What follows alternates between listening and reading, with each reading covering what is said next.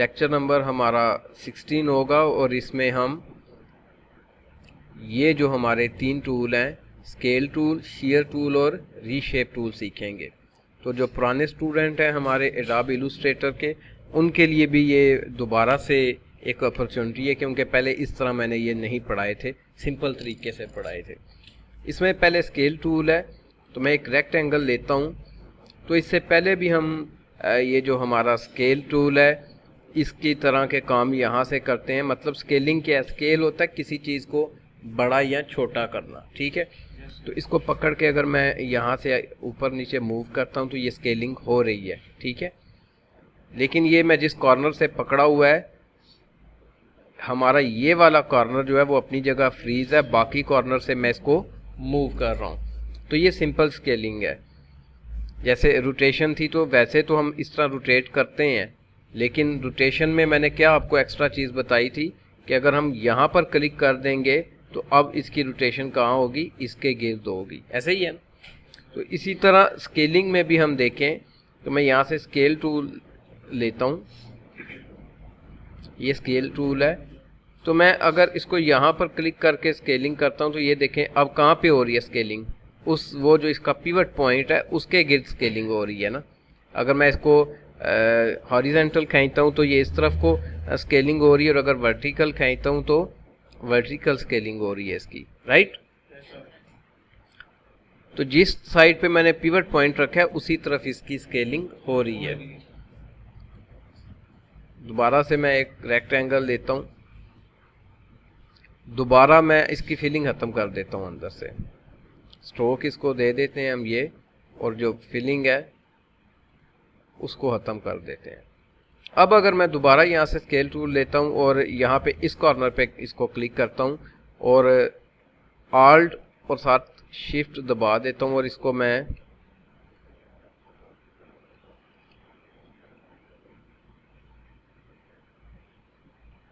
साथ शिफ्ट दबा देता हूँ। नहीं, 1 मिनट नहीं हुआ। चलो इसी तरह इसको कंट्रोल डी करते जाएं तो इस तरफ को ये आएगा, ठीक है। दोबारा से मैं इसको एक दफ़ा ट्राई करता हूँ। यहाँ से स्केल टूल लिया और यहाँ पर क्लिक करके अब इसको मैं आल्ट और साथ शिफ्ट दबा देता हूँ, ये ठीक है।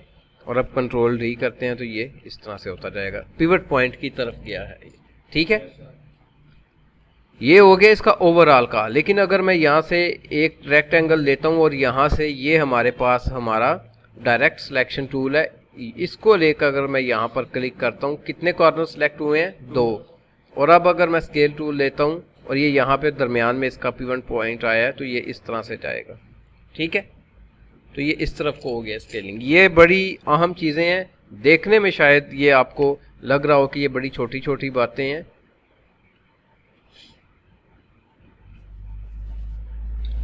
अब मैंने बहुत सारी रेक्टेंगल्स एक साथ ले ली हैं। अब अगर मैं इनका सिर्फ ऊपर वाला कॉर्नर सेलेक्ट करता हूँ और अब अगर मैं स्केल टूल को यूज़ करता हूँ तो ये देखें ये इस तरह से स्केलिंग हो गई। और अगर मैं यही इसका पिवट पॉइंट इस साइड पे रखता तो इस तरफ को स्केलिंग हो जानी थी, ठीक है।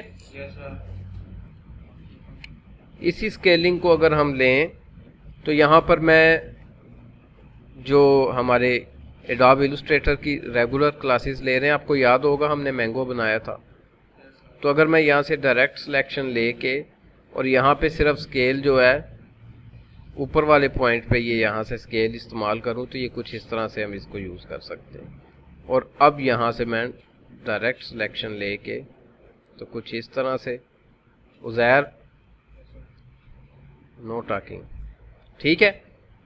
तो कुछ इस तरह से आप इसको इस्तेमाल कर सकते हैं।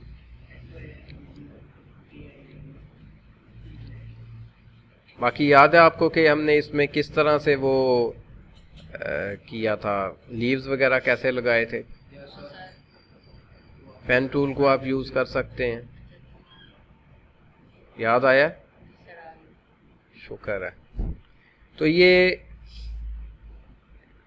इस पे मैं ज़्यादा नहीं करूँगा काम, क्योंकि ये ऑलरेडी आपका लेक्चर हो चुका है।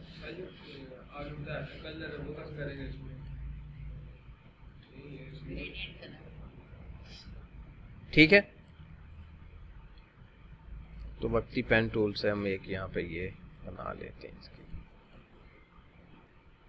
उसके बाद स्केल टूल की जो एक दूसरी चीज़ है, यहाँ से मैं एक डिज़ाइन बनाता हूँ। इस किस्म के डिज़ाइन अक्सर स्केल टूल को समझाने के लिए बनाए जाते हैं।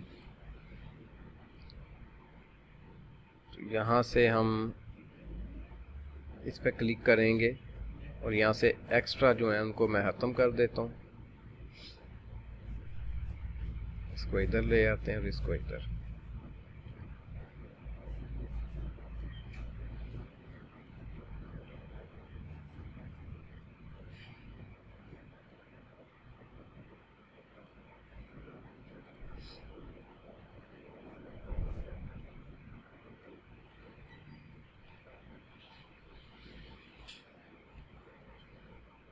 इसी को आर्ट दबा के मैंने एक और ले लिया।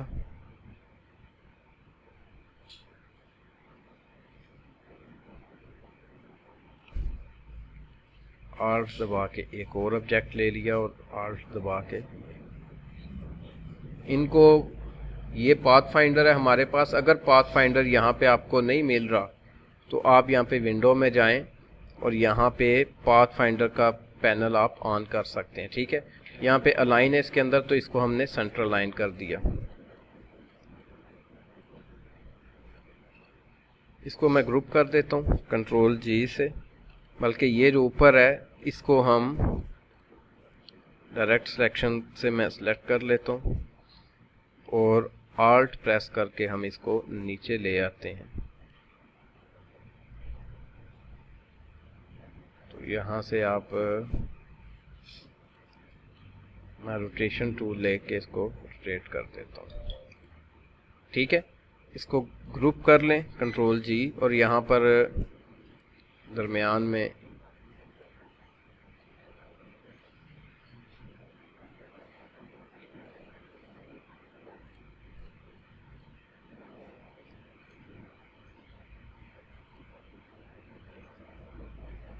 इसको वाइट कलर फिल कर देते हैं। आल्ट प्रेस करके कुछ इस तरह कर देते हैं। तो इसमें ऊपर वाले जो दो इसके कॉर्नर हैं वो मैं सिलेक्ट कर लेता हूँ और यहाँ से हमारा स्केल टूल यूज़ करके सेंटर में है क्लिक, तो हम कुछ इस तरह का बना देते हैं।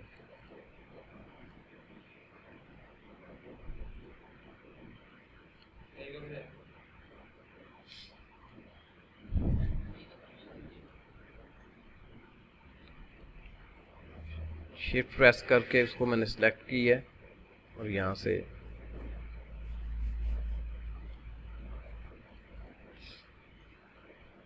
इसके ये वाले कॉर्नर दो शिफ्ट प्रेस करना है और यहाँ से हमने डायरेक्ट सिलेक्शन लेके शिफ्ट प्रेस करना है। एक ये कॉर्नर और एक ये कॉर्नर, और यहाँ से स्केल टूल ले लेना है।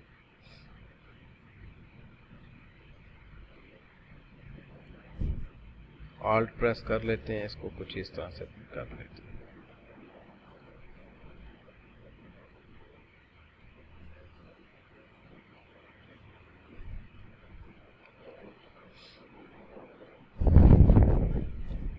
और इसके भी ये वाले जो दो कॉर्नर हैं, ये वाले, एक ये शिफ्ट और फिर दूसरा कॉर्नर और स्केल टूल लेके, समझ आ रही है?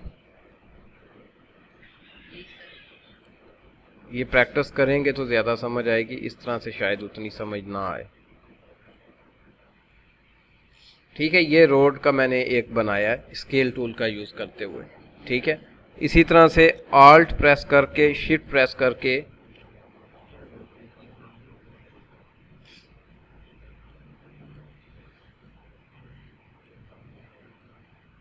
इतने हिस्से को सिलेक्ट किया और यहाँ से हम स्केल टूल लेके तो इसके दरमियान में यहाँ पे क्लिक कर देंगे कहीं पे, यहाँ पे, और अब यहाँ से आल्ट और शिफ्ट ये और कंट्रोल डी।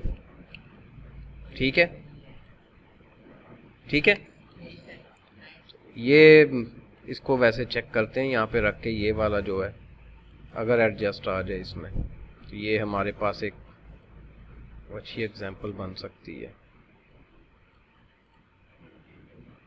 एनी हाउ इन्हें एडजस्ट किया जा सकता है। तो ये हमारा स्केल टूल हो गया और इसके साथ शेयर टूल है। इसका छोटा सा काम क्या है, अंदाज में हम यहाँ से एक रेक्टेंगल लेते हैं और इस तरह की, जैसे हम अगर इनको वैसे बनाकर ऊपर वाले कॉर्नर को सिलेक्ट करके डायरेक्ट सिलेक्शन से अगर हम शेयर टूल का यूज़ करेंगे तो कुछ इस किस्म का ऑब्जेक्ट बनेगा।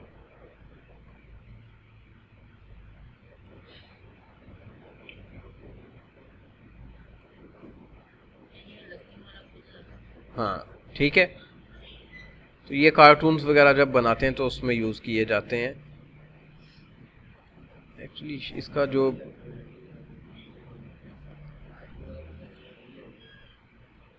जो मैं इस्तेमाल बताना चाह रहा हूँ वो प्रैक्टिस मैंने की थी, लेकिन यहाँ पे वो अप्लाई नहीं हो रहा। शेयर टूल, हाँ ये ठीक है, कुछ इस तरह का बिहेवियर होगा इसका। उसके बाद नेक्स्ट जो है वो हमारे पास है रीशेप टूल। तो रीशेप टूल क्या है कि आप वैसे जो शेप बनाते हैं यहाँ से डायरेक्ट सिलेक्शन लेके एक कॉर्नर पे, तो इसको हम यहाँ से पकड़ के कुछ इस तरह कर सकते हैं, फिर ये इस तरह की डिज़ाइनिंग हम कर सकते हैं। ठीक है, ये रीशेप टूल का काम है। तो इनके इस्तेमाल क्या हैं ये आपको बाद में मैं साथ साथ बताता जाऊंगा। अभी समझ आ गई है आपको?